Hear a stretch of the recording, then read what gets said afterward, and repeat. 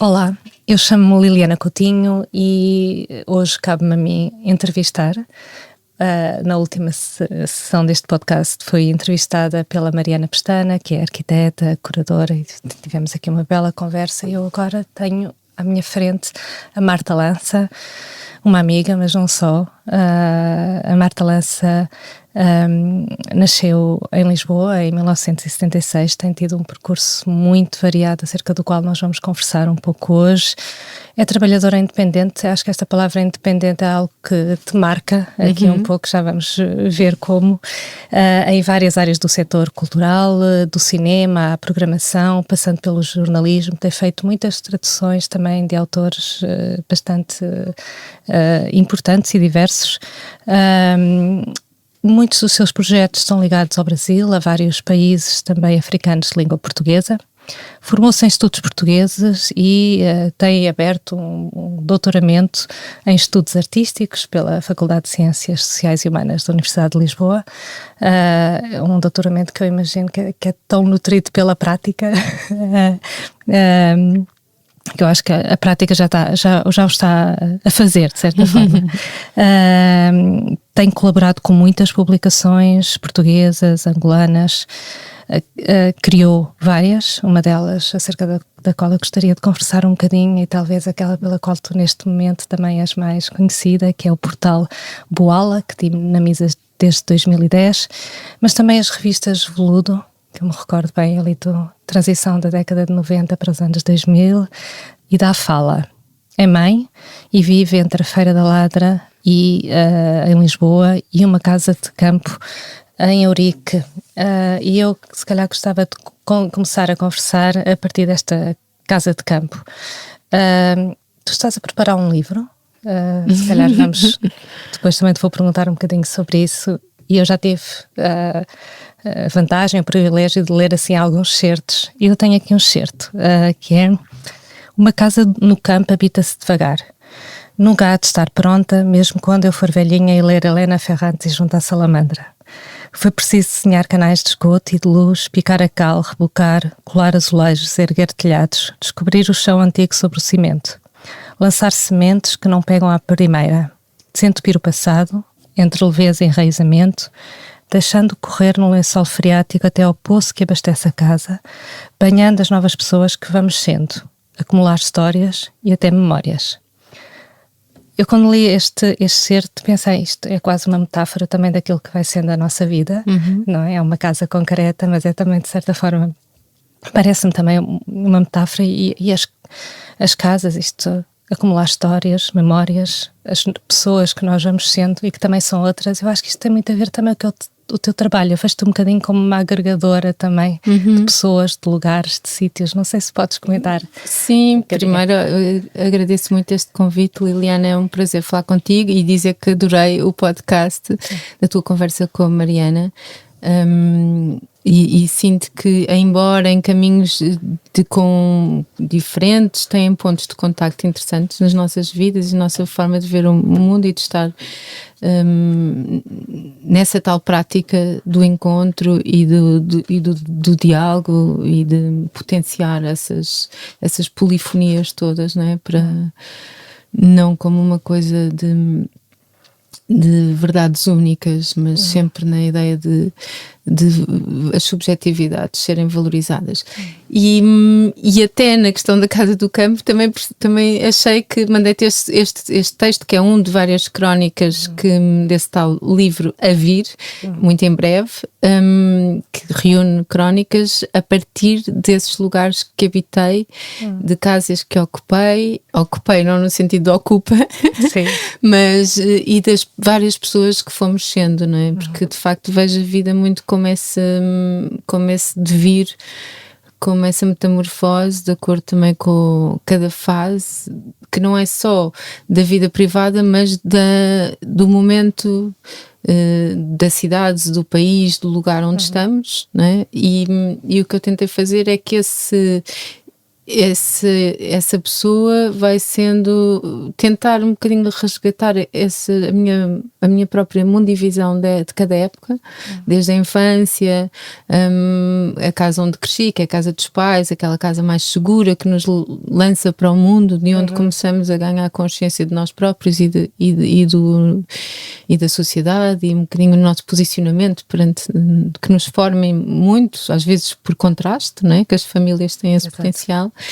E depois as casas que escolhemos ou para onde a vida nos levou, e no meu caso tive o privilégio de viver em muitos contextos muito diferentes, desde uma cidade europeia como Paris, que era esse abrir a abertura também para uma ideia do que é ser europeu. E depois, a partir de 2003, derivou para os países africanos de língua portuguesa, assim já te posso explicar depois melhor, mas foi um acontecimento assim improvável, não tinha nenhuma relação nem familiar nem afetiva necessariamente.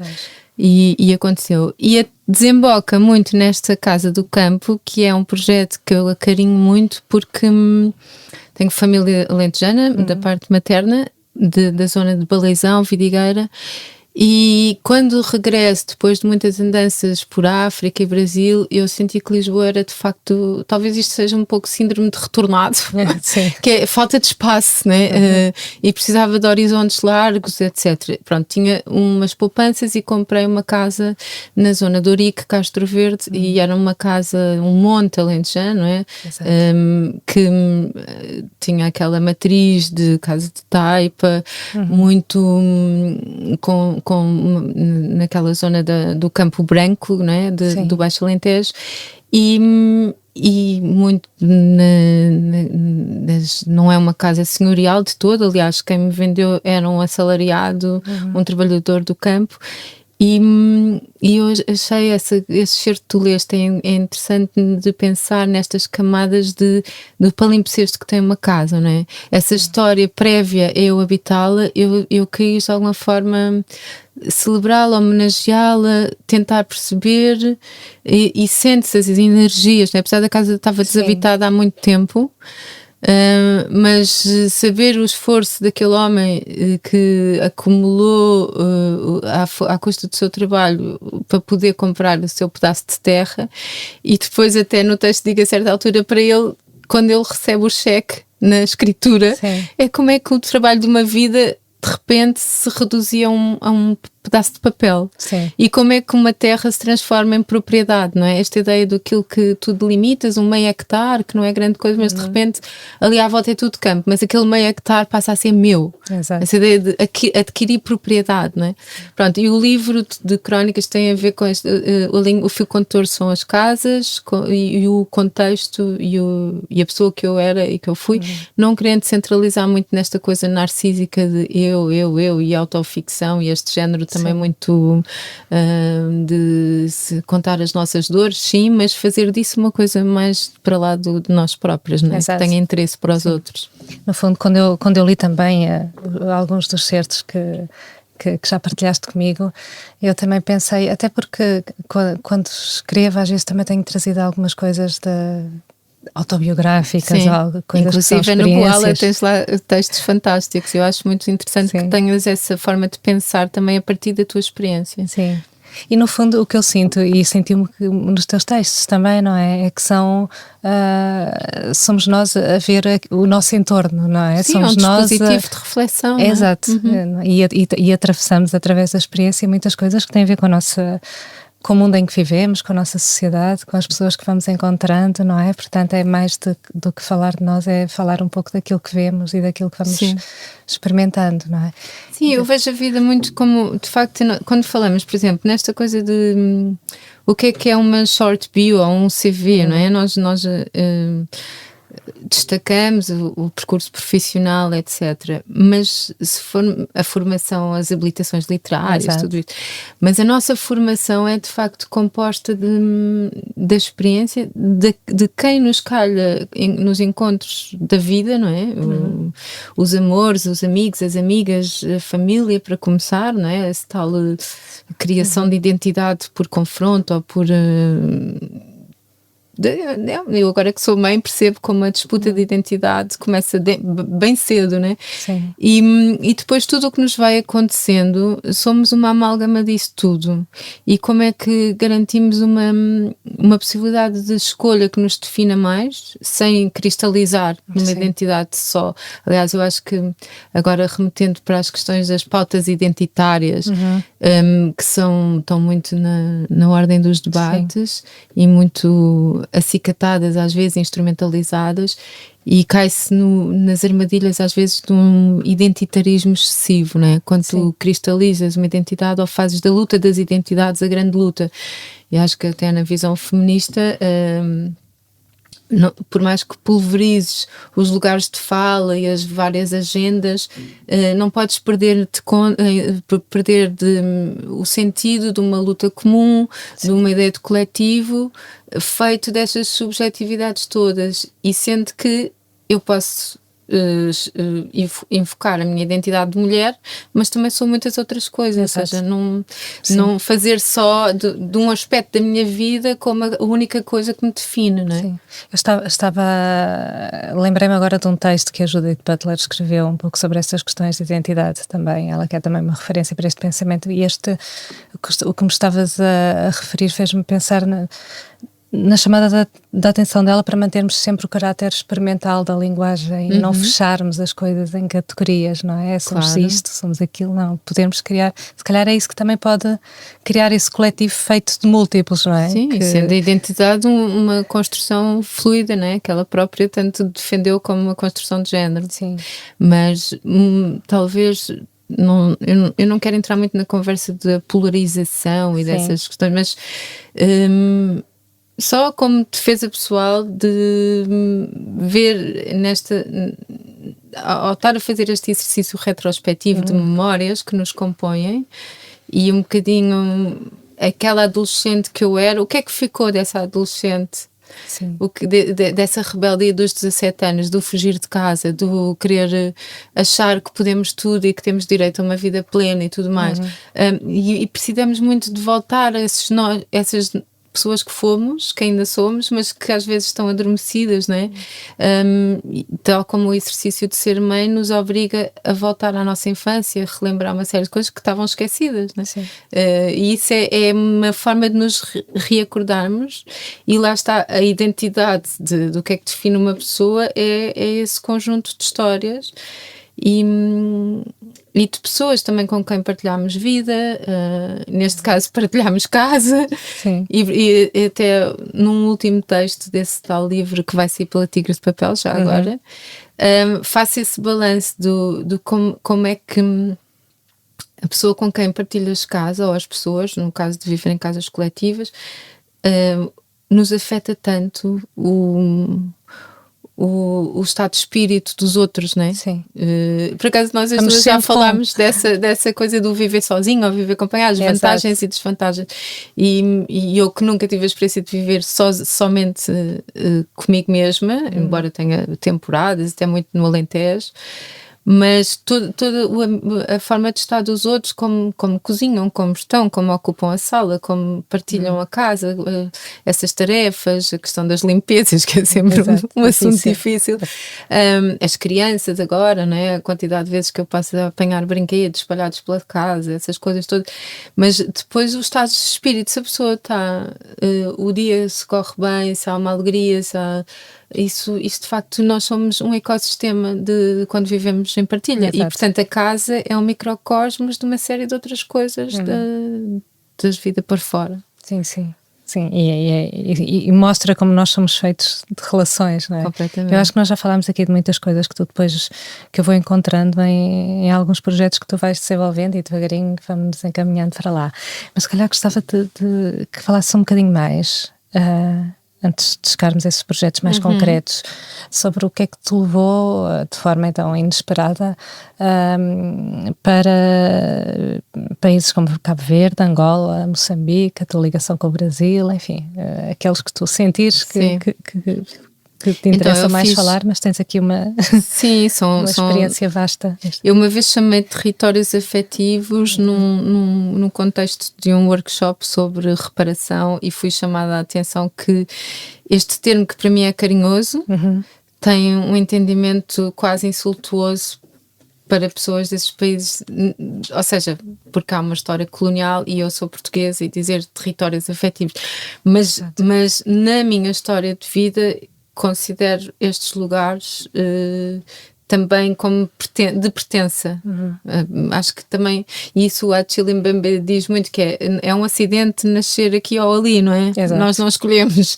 E depois podes escolher adotar, tal como adotas pessoas com quem queres partilhar momentos, também adotar lugares. Pronto, e de alguma forma a minha vida encaminhou-se para esses lugares. Então o que aconteceu foi que eu fiz uma pequena pós-graduação em edição de texto e era preciso fazer um estágio, e na altura eu tinha feito a tal revista Veludo, no final dos anos 90, e fui de férias a Cabo Verde. Pronto, em 2003 vou de férias a Cabo Verde com a Joana Fernandes, minha amiga que mora em Sines há muitos anos, e eu, Joana, não quero nada ir a Cabo Verde, para um país a ir à praia, não sei o quê. A minha imagem era, pronto, música e praia, era a minha ideia de Cabo Verde, muito limitada, e depois, quando fomos, foi de facto uma viagem inaugural, de alguma forma, porque o Mário Lúcio, o escritor e cantor, fez-nos um périplo, um programa super interessante pelos artistas todos. Fomos a 4 ilhas, a Ilha do Fogo, a Santiago, Santo Antão e São Vicente, e conhecemos muitas pessoas da cultura, e aí também eu percebi a dimensão de massa crítica, de pessoas interessantes, de produção de criatividade que pululava naquelas ilhas, e perguntei, mas existe alguma revista cultural? O Arte e Letra. O Arte e Letra é uma espécie de jornal de letras, não é? Assim, mais institucional. Em Cabo Verde. Em Cabo Verde, lá. Não sei se ainda existe, creio que sim, mas eu que vinha de fazer a Veludo, que era uma revista temática interdisciplinar, com muitos jovens emergentes, né, na altura, que depois até vieram a ser escritores reconhecidos, etc., em várias áreas, design, arquitetura, achei que faria sentido fazer ali uma revista com vozes da nova geração, porque o que eu percebi é que havia ali uma coisa de uma cultura erudita muito institucionalizada e faltava esse lado mais experimental. Então resolvi mandar um projeto que era o da Fala, e mandei lá para o Centro Cultural Português, e passado um ano telefonaram-me a dizer, olha, foi aprovado pelo IPAD, pode vir para cá viver durante um ano e fazer 4 números da revista. E foi incrível, porque isso exigiu uma mudança de vida, não é? Exato. Eu estava também a trabalhar com o filósofo Fernando Gil, e pronto, e aí comecei, fui para Cabo Verde, ia só por um ano, adorei, com as suas dificuldades, também percebi o quão perverso é um bocadinho este estilo de cooperação em que vêm pessoas de fora fazer projetos que são muito entusiasmantes, que mobilizam muita gente, e depois dependem muito de uma só pessoa, ou seja, eu vou-me embora e a revista não continua. Mas saíram 4 números e adorei viver em Cabo Verde, e pronto, é um país com quem também depois continuar esses contactos, né? Não cristalizar numa época, aquilo foi 2004. Depois havia este convite havia um concurso para a Trienal de Luanda, e era uma equipa de angolanos, mas que podiam contratar 2 portugueses. Eu concorri, foi Francisca Bagulho, e que já lá estava, e eu fui a segunda portuguesa. E também era uma coisa por 10 meses, e eu fiquei 3 anos e tal. Ficaste lá a viver 3 anos, portanto, umas férias que resististe até ficares lá mesmo a viver. E Luanda, pronto, aí então foi uma cidade extremamente importante na minha vida, na minha história de vida, E o momento que foi, estamos a falar de 2005, Angola tinha acabado a Guerra Civil em 2002. Sim. E nunca vou esquecer o que é viver num país no pós-guerra. Porque o pós-guerra é uma sensação de está tudo por fazer, está tudo por conhecer. Mesmo os angolanos com quem eu partilhava casa, etc., estavam já não conheciam o seu próprio país, porque durante aqueles anos todos não se podia circular, não é? Havia ataques da UNITA, da UNPLA, de um lado, etc. As minas, as minas estavam a desminar, mas ainda havia muitas zonas que não se podia circular. E a própria são pessoas que cresceram sempre em guerra, não é? E estavam de repente a perceber, o país vivia também uma economia pulsante, com muito investimento externo e reconstrução das estradas, das casas, das cidades. Pessoas que estavam imigradas, algumas voltaram.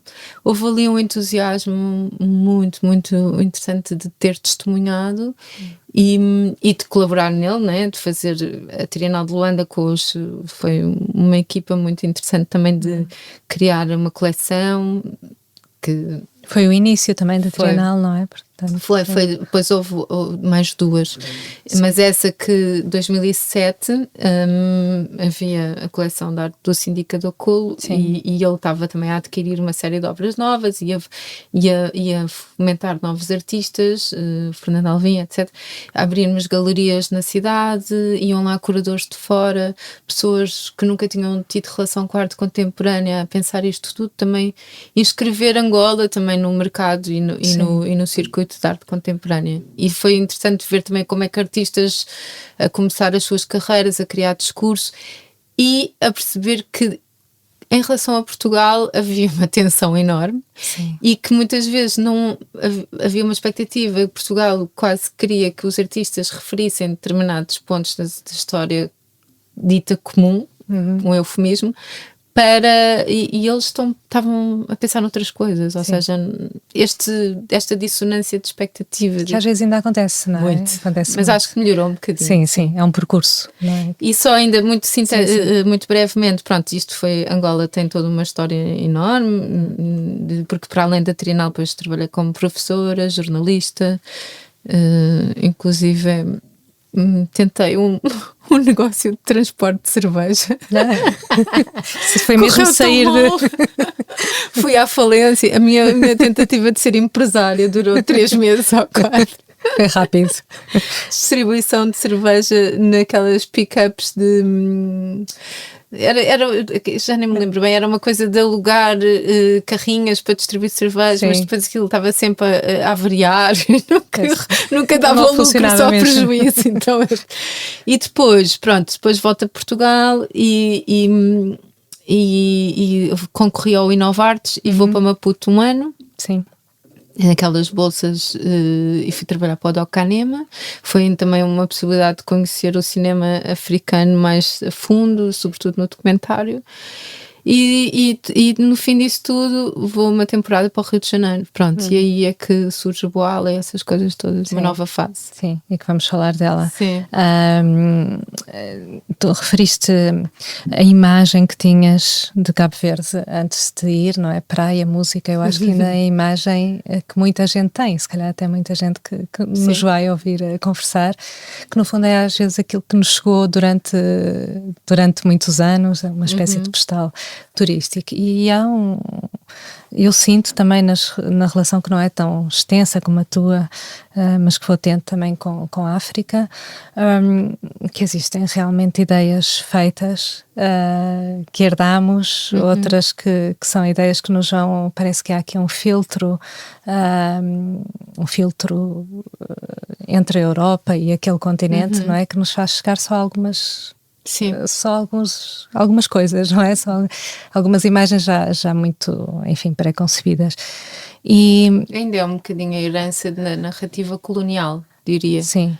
E de não querer tocar em certas coisas, imagino também. Sim, ou também uma espécie de imaginário de que há uma terra qualquer ainda por desbravar e virgem de uma série de coisas, a ideia da vida selvagem. Isso tudo existe também, como é óbvio, na vida rural, mas eu lembro, por exemplo, quando lancei o Boala no Brasil, que ainda era um bocadinho inconcebível que houvesse grandes metrópoles em África desenvolvidas, etc. Ou seja, não se, há por ignorância, por falta de leituras, por falta da circulação de imagens das cidades contemporâneas, não havia. Mas isso também é uma questão de depois começou a haver muito mais imigração mútua do Brasil para Angola, etc. E portanto também isso vai-se combatendo naturalmente com a vivência das pessoas, não é? E penso que, no fundo, o que eu vou sentindo é que há uma vitalidade em termos de pensamento, em termos artísticos, em termos também de urbanismo, enfim, há muitos níveis, não é?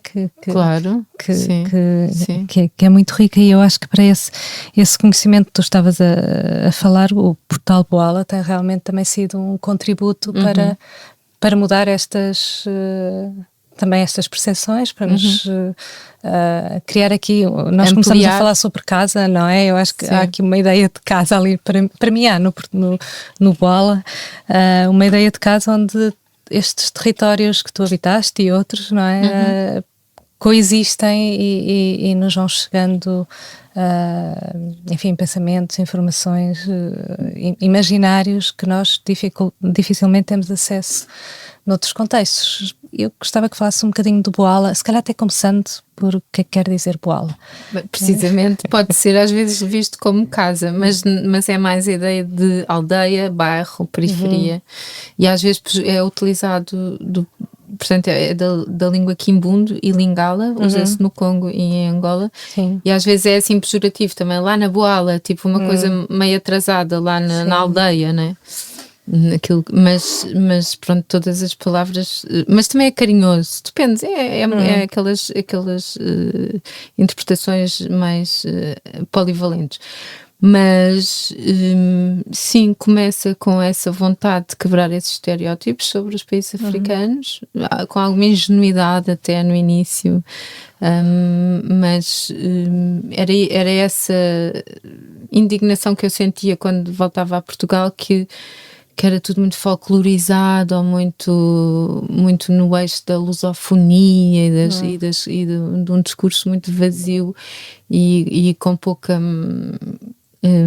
assim paternalista, essas coisas todas, né? E portanto, e também era aquela época dos blogs em que havia muito, a vida cultural em Cabo Verde, havia pessoas a escrever sobre as manifestações e linguagens artísticas lá, depois do outro país, e não se cruzava, né? E aí fazer um site era o mais evidente, porque não ia voltar às revistas em papel, é todo um processo que implica muita dedicação da cadeia de produção toda, entre imprimir, depois fazer o lançamento, distribuição, né? Como eu queria uma coisa, desde logo, globalizada, internacional, exato, com contributos de todo o lado, em canal aberto, então, obviamente que seria uma plataforma digital. E sim, e era nessa... A formulação do Boala é sempre, passado 15 anos, ainda tenho dificuldade em sintetizar, porque aquilo tornou-se tanta coisa, não é? Sim. É de uma abertura tal que eu acho que ainda está por inventar a definição mais justa, mas é um projeto, de facto, que eu tenho muito orgulho, porque faço todos os dias da minha vida, dedico a editar textos, a convidar pessoas a ler isto, aquilo,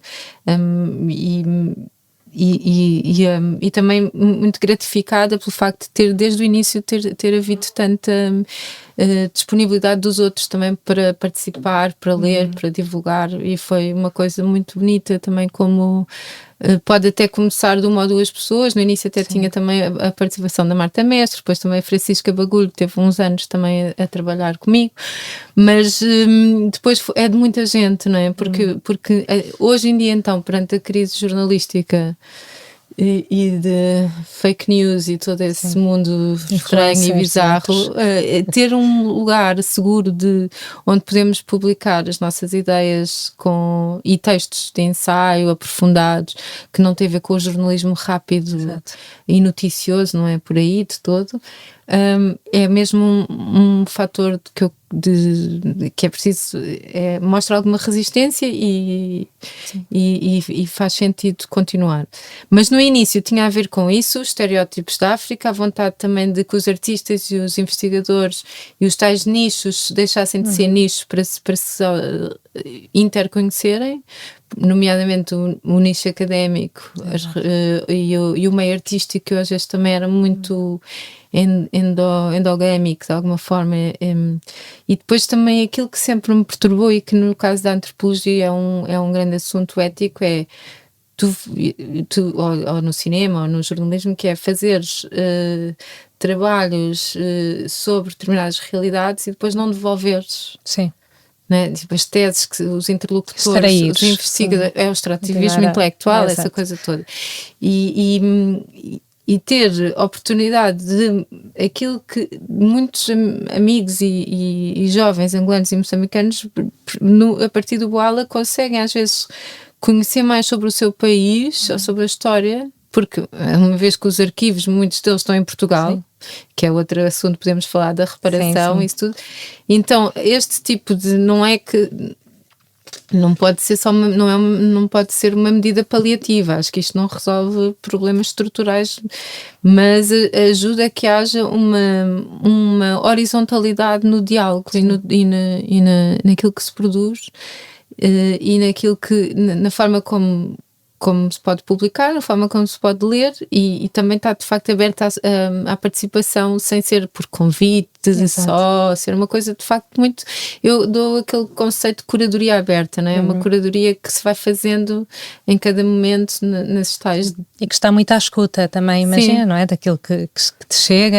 O que eu acho bastante interessante é essa relação entre uma grande abertura e ao mesmo tempo um rigor também no tipo de textos que vão aparecendo, não é? E acaba por ser um lugar de encontro, não é? Usar das urgências de cada momento, não é? Em vez de teres uma grelha imagina, planificar um jornal exige fazer, olha, a pauta é esta e tu vais escrever sobre isto, tu vais escrever. Às vezes dá para fazer isso, se encomendar de acordo com o que foi planificado, até porque concursos como a DG Artes, etc., exigem planificação. Mas depois a pessoa tem que estar, de facto, uma editora tem que estar aberto àquilo que é o acontecimento, às demandas que não tem só a ver com o furo de última hora da atualidade, mas a Liliana Coutinho agora está a se interessar por este assunto, por exemplo, da caminhada. Então, isso podes, a partir daí, criar um pensamento que é um contributo enorme para o Boala, que ressoa com outros textos que lá estão, e daí vai-se criando um arquivo em coletivo também, não é? Sim. E é um portal muito lido no Brasil, nos países africanos, não é? Sente-se essa relação, não é? Não sei se podes falar também gosto muito da ideia de pensar a língua portuguesa como policentrada, não é? Não ser de Portugal para o mundo, mas dos várias, mesmo dentro do Brasil, quer dizer, há tantas formas de falar o português, Angola também, e não é só a questão do falar ou das expressividades regionalistas, é mesmo, a língua é uma forma de pensar, não é? Então, relacionar isso com a história e para além da história que conhecemos, esses lugares trazem sempre novas abordagens àqueles assuntos que às vezes nem que desconhecias de todo. E até sobre o mesmo assunto, ser um brasileiro de Belém do Pará, falar é diferente de ser alguém de Luanda, e como é que essa história é entendida de diversos pontos. Isso é muito interessante. Acho interessante também pensar essa questão da língua portuguesa para além da perspectiva lusófona, não é? Para além da perspectiva centrada neste território, não é? Onde estamos hoje a falar, mas pensar esse policentrismo e essa relação também com outras línguas que existem nesses territórios, não é? Sim, as contaminações todas, culturais, e perdermos esta arrogância de que ainda há muitos intelectuais portugueses a achar que se fala mal português noutros sítios, quando Portugal é o parente mais pequeno do tal espaço lusófono, não é? Somos ao pé do Brasil e de Angola, não é? E como a língua se reinventa e essa criatividade toda também é algo que me interessa. Aliás, gostava até de fazer um grande encontro sobre as questões da língua portuguesa. Acho que é um bom ponto de partida para falar também das violências culturais, históricas, tudo isso. E quando eu inauguro o Boala com um texto em que critico um pouco a ideia de lusofonia, a lusofonia é uma bolha, de 2008, esse texto, que saiu primeiro nos Jogos Sem Fronteiras, era de facto aqui a própria postura da cooperação, do Instituto de Camões, tudo isso ainda ser um bocadinho não estar muito aberto a pensar agarrado a uma ideia de Portugalidade, essa coisa toda que acho que até os centros que estão nos vários pontos do mundo têm que estar muito contaminados e muito em diálogo com as realidades locais. E isso tudo, pronto, a língua portuguesa, por exemplo, no território de Portugal, uma das línguas mais faladas, além do português, é o crioulo. Sim. E, portanto, o crioulo neste momento está em disputa, ou cabo-verdiano, mais a variante não é variante, é a língua cabo-verdiana, não é variante nenhuma, é uma língua, mas em Cabo Verde eles estão neste momento, o debate da decolonialidade em Cabo Verde é mais através da língua, e é a língua pela questão de oficializar a língua cabo-verdiana, porque até lá só português é a língua oficial. Num país de língua crioula, onde toda a gente tem fala outra crioula. língua, não é? Portanto, Sim, sempre teve a língua também crioula. é uma língua múltipla, não é? Claro, dentro de Cabo Verde também de consoante as ilhas. Exato, consoante, e por isso é que também há este impasse, que é qual dos o que é que se vai grafar e como, mas houve o Alupec, que é um modelo que tentou sistematizar uma norma, tal como nós no acordo ortográfico tivemos que decidir, e houve cedências de parte a parte, não é?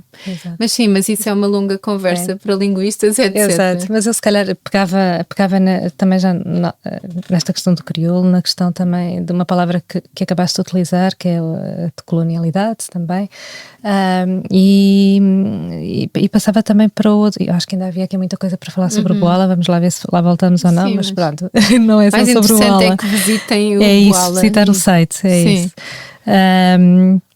Mas tu tens estado envolvida em vários projetos que nós podemos colocar também sobre este ciclo de colonialidade. Existem outras expressões também. Falaste há pouco de um grupo de trabalho sobre a reparação. Estiveste também envolvida no projeto Remapping Memories, Lugares de Memórias Pós-Coloniais do Goethe Institute. Isto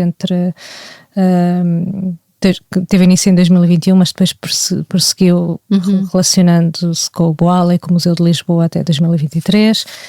Houve também este projeto que redigiu a Carta do Porto. Eu gostava que me falasse um bocadinho deste teu envolvimento com estes projetos. Podes começar por onde queres. Eu acho que sim. São só dois, não é? Há mais. Sim. São projetos muito diferentes, mas que têm, de facto, algumas premissas comuns. O Remapping Memories, neste momento, ainda não acabou. Estou a coordená-lo, mas por falta de tempo e de financiamento tem estado um bocadinho mais suspenso. Mas a ideia começou, de facto, foi a iniciativa do Goethe Institute, e era uma espécie de paralelo entre cidades e políticas de memória da cidade de Lisboa e de Hamburgo. De facto, a Alemanha é uma inspiração para lidar com a sua própria história, não é? Mal ou bem, eu espero que isso agora com a conjuntura atual não mude, mas eles têm uma capacidade de sinalizar as cidades, isso estar no domínio do espaço público, não é? A memória estar na cidade, nas sinaléticas, no chão, nas calçadas, nas casas, e não ser somente nos museus ou nos livros, não é? Isto, passar para... E então havia o grupo de Hamburgo e o grupo de Lisboa, e eu comecei por entrevistar pessoas que pensam em Lisboa, ou ativistas, investigadores, etc., e perguntar-lhes quais os lugares que queriam memorializar e como. Assim, uma espécie de fabularmos juntos o que é que falta na memorialização, e chegámos a 20 lugares de memória, e depois encomendei os textos também a pessoas de várias áreas e muitas pessoas racializadas também, para poderem olhar para a cidade também naquilo que sentem de pouca representatividade na cidade, compensar isso ou problematizar isso. E tínhamos lugares desde da presença africana, de coisas muito antigas, até os lugares do Estado Novo, né? Desde a exposição do mundo português, ali o Complexo de Belém, as questões das toponímias, as questões anticoloniais, como a Casa dos Estudantes do Império, inclusive lugares que a gente não associa tanto à colonialidade, mas que estão pejados de colonialidade, como a Assembleia da República. Sim. Que a Inês Beleza Barreiros escreveu um texto muito interessante sobre isso, como as 3 colonialidades do poder, ver e saber estão lá presentes.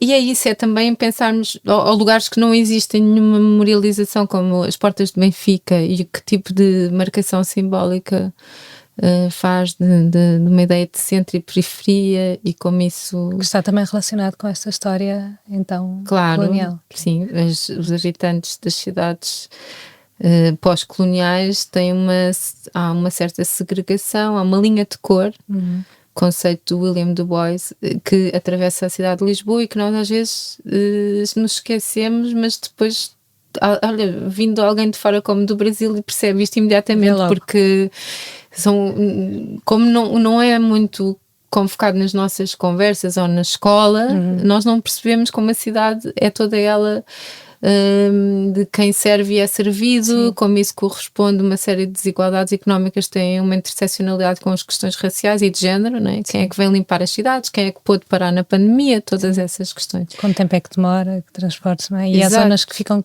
quase invisibilizadas, não é? Sim. Quem tem direito à preguiça, por exemplo, ao tempo livre, não é? Sim. E aí os lugares de memórias é muito interessante que esteja uma coisa, são textos com alguma profundidade, não é? Que contam a história desse lugar e a sua disputa também da narrativa, não é?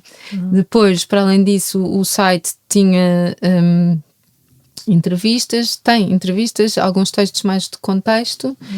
E a nossa intenção era que também isso ajudasse a fazer percursos pela cidade com uma espécie de audio guide desses lugares, criar assim alguns circuitos, e está em curso esse projeto. Depois houve outro, portanto, Remapping Memories, autonomizámos-nos da Alemanha e ficou só Lisboa. Caramba. E daí passou para a sociedade civil, Boala, Museu de Lisboa. Exato. E o Goethe saiu de cena, e foi, acho muito interessante também como processo de montar, ajudar a montar um projeto, mas depois de largar e dar continuidade. Sim. Lá está. Foi um impulso, não é? Sim, até porque há muitos sites que depois ficam uma espécie de cemitério digital. A coisa tem que ser atualizada, tem que ser movimentada, e o Boala, neste caso, como associação, e através de mim gerir isso, achei também muito que faz sentido na linha, até porque o Boala também tem uma secção sobre cidade, pensar a cidade. Depois a Declaração do Porto, que também é um texto que pode ser lido no Boala, é o resultado de uma oficina promovida na Mala Voadora pela Kitty Furtado e Inês Beleza Barreiros, e onde foi o Apolo Carvalho, a Jéssica Borges, quem é que foi mais? A Aline Frazão, uma série de gente. Foi um grupinho em que tivemos a fazer exercícios e a pensar as questões da reparação. A Ellen Wasu também, investigadora indígena, e destes vários tipos de urgências é que existia para termos um guia de alguma forma de exigências concretas, não é? Porque a reparação é um assunto muito vasto e também é cheio de armadilhas, quando se fala de reparação financeira e os políticos e as afirmações do presidente Marcelo e tudo isso, que mal ou bem também ajudou a mediatizar um bocadinho o assunto, mas também depois é instrumentalizado pela direita e acham que é tudo questões woke. Então, essa declaração do Porto são 20 propostas ao Estado português, e eu não me revejo em todas. Acho que há umas demasiado abertas e abstratas, não é? O ecocídio, coisas assim que é difícil reconhecer ou concretizar do que é que se está a falar, mas acho que há medidas concretas como a indenização de propinas para estudantes destes países. Ou seja, há coisas que a partir de Portugal se pode fazer com pessoas que herdaram que têm os seus países muito esfrangalhados à conta do colonialismo e não só, faz agora 50 anos das independências e portanto o que se passa nos países africanos também não pode ser somente responsabilidade do colonialismo, como é óbvio, já houve tempo de maturação mas enfim, há sempre também muita ingerência externa, muitas questões, não é? Mas há medidas a partir daqui de quebrar as barreiras de circulação, as burocracias, as guerras diplomáticas, o acesso à circulação, por exemplo, como é que pessoas de São Tomé ou de Angola têm tanta dificuldade em vir para Portugal. Enfim, há uma série de medidas concretas e a questão do acesso ao conhecimento, que falámos há bocado. Exato. Portanto, e ações a curto, médio prazo que seriam possíveis de fazer eu penso muitas vezes nestas questões de colonialidade e de reparação como termos de reparar relações também, não é? Para reformularmos as nossas relações e os nossos modos de nos entendermos, de vivermos em conjunto, não é? Completamente. E isso pode passar por essa perspectiva mais diplomática, de cima, mas também institucionalmente, por exemplo, protocolos entre institutos de digitalização de arquivos, tal como até o Biblioteca Nacional, o Museu de História Natural, alguns protocolos em curso interessantes. Depois a questão da devolução das obras de arte, que criar equipas que estejam realmente interessadas e levar os projetos até ao fim, não, como aconteceu, não é? Com o antigo ministro, as coisas depois retoma-se outra vez do nada e parece que nunca se chega apesar também, por exemplo, o António Pinto Ribeiro tem trabalhado muito nesse sentido e para que estes esforços não sejam em vão, quer dizer, concretizar, nem que seja ainda do foro do simbólico, mas mais para além dessas questões todas simbólicas de devolução, de acesso à história, acho que a maior reparação possível é dar dignidade e condições de vida às pessoas e bons salários e lutar contra as desigualdades tão evidentes, mais uma vez, na nossa cidade, onde a questão do racismo estrutural é uma evidência e portanto, isso também é. A reparação não pode estar só na história e no passado, mas no presente. Aliás, essa declaração são propostas para agora e para o futuro, não é? Por isso é que eu acho que coloquei aqui estes 2 projetos que um tem a ver com as memórias, de onde é que nós vimos, mas agora realmente é preciso ser mais propositivo nestas práticas. Eu vou caminhar agora aqui para outra, que eu acho que é, enfim, é a continuidade também daquilo que temos a falar, mas que tem mais a ver com o teu projeto, ou com o teu projeto, com aquilo que tens feito também mais próximo também do contexto artístico. Tens colaborado também bastante com cinema, com argumentos, aliás, até já foste atriz, não é? Não sei se queres falar um bocadinho disso. Um filme documental também, não é? Mas que se aproxima de uma forma delicada também de ti, da tua filha. Portanto, cinema, também este trabalho que tens feito, por exemplo, no projeto Terra Batida, que congrega vários artistas, não é? Vários artistas e quase que nos liga ali um bocadinho ao início da nossa conversa, porque eu sei que houve momentos em que esta Terra Batida foi aconteceu literalmente na tua... na terra do alentejana, não é? Daquela que nós falámos. Gostava que falasse um bocadinho dessa tua relação com estas práticas artísticas, não é? Sim. Eu tenho, talvez seja assim gostaria de ter a ousadia de ter uma linguagem artística, eu própria. E estou sempre entre um pezinho aqui, um pezinho ali, um pezinho na academia, um pezinho nas artes, mas pronto, se calhar a pessoa também é o que é e assumir as suas os seus desconseguimentos e falências e coisas que não fez. Eu já queria ter publicado o livro há muitos anos e estão sempre a pôr-se outras coisas. Pronto, mas a vida são essas interrupções. Também é muito o fervilhar que tu tens. Se calhar queres fazer muita coisa porque tens feito tanta coisa, mas tens ainda mais. Mas muita coisa que não fiz, mas não posso lamentar o que não fiz porque estive a fazer outras. Exato, é isso. Mas então, o Terra Batida é um projeto do qual eu já não estou muito ligada, mas no início comecei com o Rita ao Natálio.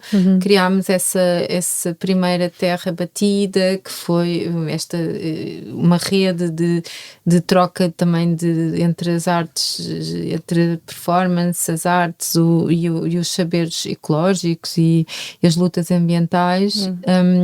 E o primeiro foi em plena pandemia, 2020. A primeira residência foi de facto no Monte das Toceitas, na minha casa em Ourique. Lembro-me que houve momentos muito bonitos com a questão da Inês Catri, que é bióloga que trabalha sobre as cegonhas e os rolheiros, e como as aves estão tão ligadas àquele tipo de agricultura estepária, da estepe, e aquela agricultura que não é, que é extensiva, da planície, não é? E como se começarmos na agricultura monointensiva, há uma série de espécies que desaparecem, e eu própria fiz um trabalho que se chama Super Intensiva, sobre a questão do azeite e do olival intensivo, em que também mais uma vez cruzo a história pessoal com a história que apresentaste, foi no Teatro São Luís, não foi? Sim, no Alcântara, no Alcântara durante o festival. Era uma conferência performativa, pronto, digamos, não tinha assim nada de muito performativo, na realidade era, mas gostei desse tipo de expressão que também tem a ver com a minha escrita, que é esse cruzamento pronto, e o Terra Batida depois cresceu, o Rita ao Natálio continua a fazer isso com a Parasita e tem crescido muito e vai-se reinventando os formatos, é muito interessante. No cinema tenho colaborado com a Terra Treme, Terra Batida, Terra Treme. Terra. E a Terra Treme é uma produtora de amigos que eu gosto muito, é um projeto aliás contemporâneo do Boala, e lá está, voltando à ideia dos independentes, né? Pessoas que criaram os seus próprios projetos. Eu lembro-me de termos esta coisa desde jovens, que era, não queremos ter patrões. Sim. Vamos ser os nossos próprios, mas às vezes autoexploramos-nos, não é? Acontece. Então, se estamos entusiasmados a trabalhar, somos tremendos a autoexplorarmos. Muito mais. Mas o que também é um assunto interessante, não é? Esta coisa de ser freelancer, tens que estar sempre a inventar novas coisas para fazer, a planear a vida para a frente, e exige uma organização mental e de disponibilidade, não é? Para fazer o salário, 100 euros aqui, 200 ali, compor. Mas eu estou habituada porque já há 30 anos que assim é. Mas no cinema gostei muito das experiências poucas de escrever argumentos com a Leonor Noivo, o Pedro Pinho. Inclusive este novo filme do Pedro Pinho, que há de estrear em breve, implicou uma viagem de carro até à Guiné-Bissau, da equipa de argumentistas, com muitas aventuras no percurso, e foi muito importante para mim, que já tinha ido à Guiné, ir de carro, não é? Perceber pelo terreno. De Lisboa até a Guiné-Bissau. Sim. Eu voei até Dakhla e só dali é que partimos, portanto, Marrocos, mas o resto das pessoas partiram de Lisboa. Mas, porque eu tinha a bebé pequenina e não sei o quê. Mas a verdade é que é tão diferente tu chegares a um sítio de avião, não é? E de repente atravessaste um continente e nem deste conta.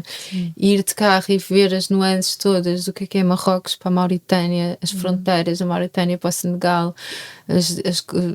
como as questões territoriais não têm, como às vezes a ideia de país é tão artificial. Sim. Porque há tantas continuidades e pronto, e cada regime, e cada poder, e o tipo de repressão, e o tipo de dificuldades que há em cada contexto, e ser mulher na Mauritânia, todas essas questões.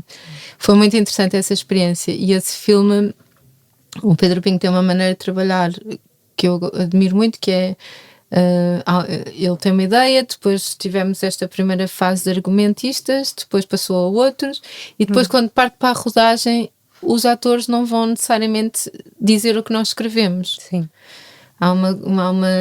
Mas ele depois explicará isso melhor quando for. Mas eu acho isto interessante, né? Os vários. Toda a gente se apropria da história. Sim. Quem Toda escreve, a gente tem um lugar de criação também sim, do próprio filme. os atores não serem simplesmente intérpretes que estão a dizer palavras dos outros. É como é que tornas tuas aquelas questões, não é? Sim. E isso implica estar disponível para o conflito, como um filme que traz muitas questões. Então acho isso interessante. E também deve ser interessante para ti olhares para o que é que os atores fazem com aquilo que tu escreveste, não é? Como é que isso é recebido, como é que... Já passou por tantas fases e depois as ideias essenciais ainda lá estão, o que é que permaneceu. Sim. E depois essa outra experiência mais pessoal do filme Tempo Comum, da Susana Nobre, foi também uma insanidade minha, com uma bebé de 2 meses, ser filmada a amamentar, a performatizar um pouco a minha maternidade para uma câmara, não é? Sendo que não é um docudrama, esse género em que não fica não é um documentário em que andam com a câmara atrás da tua vida, é combinado, são cenas encenadas. E a Susana Nobre também tem esse método, é encenar as cenas, mas depois falamos assim os tópicos da conversa, do que é que se vai dizer, e depois também decorre mais naturalmente, mas é combinado. Sim. E naquele caso era um bocadinho a sobreposição da ideia de maternidade dela com a minha experiência no momento. Então, por isso é que eu fico, se fosse eu a fazer um filme sobre a minha maternidade, seria totalmente diferente. Mas é porque eu tinha que ser fiel ao olhar dela perante a situação. E então também implicou a minha família, implicou a família do Pedro Castanheira, do pai da Clara, a bebé, que um dia pode nos processar. Por ter aparecido assim tão pequenina. Mas é um filme muito sensível também. E ela já lhe mostrei agora com 8 anos e gostou muito, fica muito comovida de ver os pais juntos, de ver os cuidados. No fundo é um filme que celebra o que é um novo ser vivo aparecer na vida de uma comunidade, e como uma criança é também fruto dessa comunidade, de famílias, de amigos que vêm oferecer presentes, as roupinhas, contar as suas histórias. Era esse momento muito simples, que é os primeiros cuidados, e as pessoas que vinham contar histórias da sua própria, ou da sua relação com os seus pais, ou com os seus filhos, ou se querem ou não ter filhos, e isso despoltava essas conversas em torno dessa ideia de maternidade, que é também tão... É uma experiência tão pessoal e tão comum, não é? Tanta gente, tantos milhares e milhões de pessoas, tão antiga, não é? E não deixa de ser, quando a vives, é como se fosse a única mulher a passar por aquilo. Exato, algo extraordinário, não é? Sim. Nós já estamos aqui, o tempo passa muito rápido, já vamos ter de nos ir encaminhando para o fim, mas eu queria, porque estamos aqui neste podcast que é uma mulher convida outra, não é? Criativas. Tu falaste disto, o que é ser mulher na Mauritânia, mas o que é ser mulher em qualquer sítio, também poderíamos falar sobre isso. Estavas a falar desta experiência, não é? Que também é uma experiência maternar, que tem a ver também com esta experiência de ser mulher, que é muita coisa, é mesmo muita coisa. Falaste do teu percurso profissional e poderíamos ficar aqui mais tempo a falar. Eu queria, se calhar, que tu falasses um bocadinho deste trivial feminista no qual eu também estou a colaborar um bocadinho, não é? E que fala, não é, destas... que relembra a necessidade de olharmos para esta experiência e para as mulheres que têm feito o mundo também, não é? Exato. E escrever a história de muitas mulheres. Exato.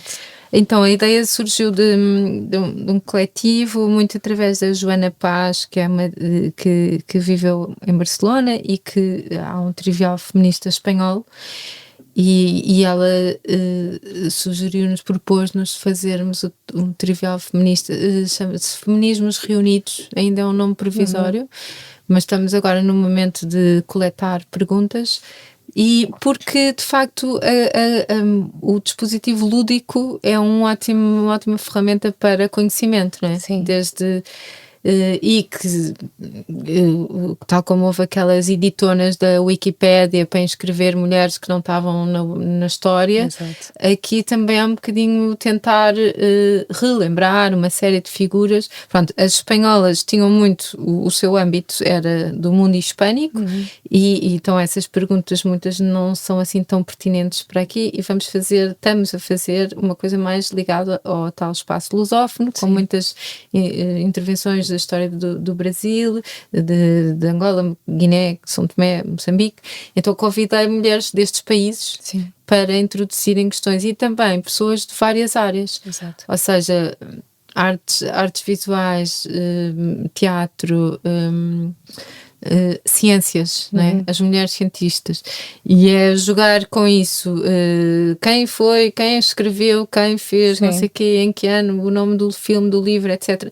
E são uma série de nomes que eu acho que se calhar até nós próprias mulheres não sabemos a história. Sim. Por exemplo, eu cresci até nessa tal crónica do primeiro texto do livro de crónicas, que é sobre o bairro onde eu cresci, a Quinta da Luz. A Quinta da Luz, em Carnide, é toda ele toponímias de mulheres. Só há mulheres naquela. E foi muito importante para mim eu crescer com aqueles nomes. Adelaide Cabeta, Ana de Castro Osório, Maria Hortência de Castro, Maria Veleda. Mas eu não sabia nada sobre elas, porque não eram mulheres republicanas, feministas, sufragistas, médicas, jornalistas. E porquê é que na nossa história nunca falámos sobre elas? E portanto, para mim foi um privilégio viver ali, que podia ler pelo menos os nomes e ter curiosidade de saber que aqueles nomes existiam. Exato. Então acho que é tal como a questão do Remapping Memories, tornar as sinaléticas na cidade. E daí também esqueci-me de falar do memorial às pessoas escravizadas, também estive envolvida. Criar esses monumentos, memoriais, lugares, inscrições em vários formatos, que deem visibilidade àquelas que nem sequer podemos dizer que são alíneas da história, porque são história. Sim. Porque são pessoas fundamentais, são estruturantes, não é? Só que foram marginalizadas, ou pronto, por os processos já sabemos que quem tem escrito a história são mais os homens, portanto privilegiam mais os seus congêneres. Mas o trivial pode ser, quando estiver pronto, acho que vai ser muito interessante jogarmos em coletivos entre homens e mulheres, e crianças e adultos e velhos, para ser uma forma de também de reconhecer o valor o feito de tantas e tantas mulheres e trans. Sim. De aprendermos, de rirmos daquilo que não sabemos também. Exato. Porque, às vezes, como é que é possível, não é? Todo este universo ter estado obliterado, de certo modo. Completamente, não é? sim. Portanto, vamos poder, daqui a uns meses, imagino, sim, não é? Ajudá-lo, vai ser publicado, vai ser. Sim. E depois é produzido em jogos, e estávamos a pensar se calhar fazer um crowdfunding para as pessoas adquirirem previamente o jogo. E pronto, e acho que vai ser um ótimo exercício de reposição de algumas histórias. Imagino que quem nos esteja a ouvir depois, se estiver interessado, pode até haverá de haver uma notícia no Boala e noutros locais, portanto, sem dúvida, sobre este. Bom, eu acho, não sei se há algo sobre o qual tu gostarias de falar. Eu tenho só uma última pergunta, quase que é se poderias sugerir algum livro que estejas a ler, algum filme, algo que algo que queiras parada. Aconteceu-me o mesmo. Porque eu tenho uma tal como faço muitas coisas ao mesmo tempo, também leio muitos livros ao mesmo tempo. Olha, e engraçado, tu no último texto do Boala, e até aqui acho que no podcast falaste da Carola Saavedra, que eu também adorei, O Manto da Noite. Eu gosto muito do género de crónicas, então também ando a reler algumas crónicas da Clarice Lispector, ler biografias, também é um género que gosto. Mas de romance estou a ler O Lago da Criação, da Rachel Kushner, uma escritora norte-americana, que eu acho que ela já o livro Lança-Chamas eu tinha adorado, que é muito politizada e fala de muitos movimentos subversivos de alguma forma, e aqui há ali uma analogia com os grupos de Tikkun em França, que autonomistas, insurgentes, depois foram até chamados terroristas, mas que estão a tentar criar, não é tentar, criam muita ideia de comunas onde se experimenta a vida com outros fora das garras do Estado, não é? Ou em luta com o Estado, e que remete um bocadinho também para a sociedade sem Estado do Clastre.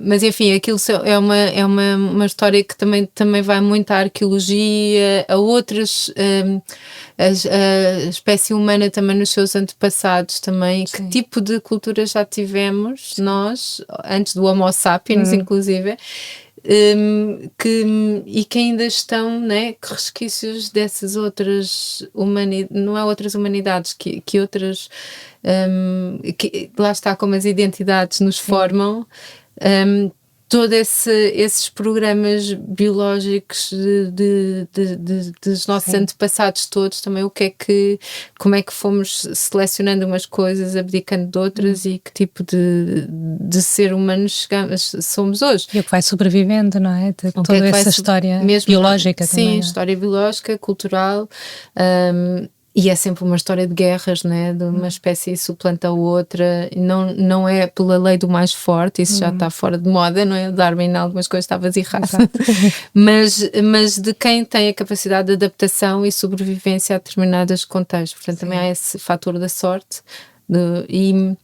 E agora, voltando às nossas atualidades, é também o que é que, perante este mundo tão ambíguo, tão difícil de discernir aqui um caminho em que as grelhas ideológicas do século XX hoje já não são as mesmas de hoje, não nos podemos escorrer, mas também podemos resgatar no marxismo, numa série de teorias, aquilo que nos interessa como ferramentas para uma leitura do mundo de hoje, não é?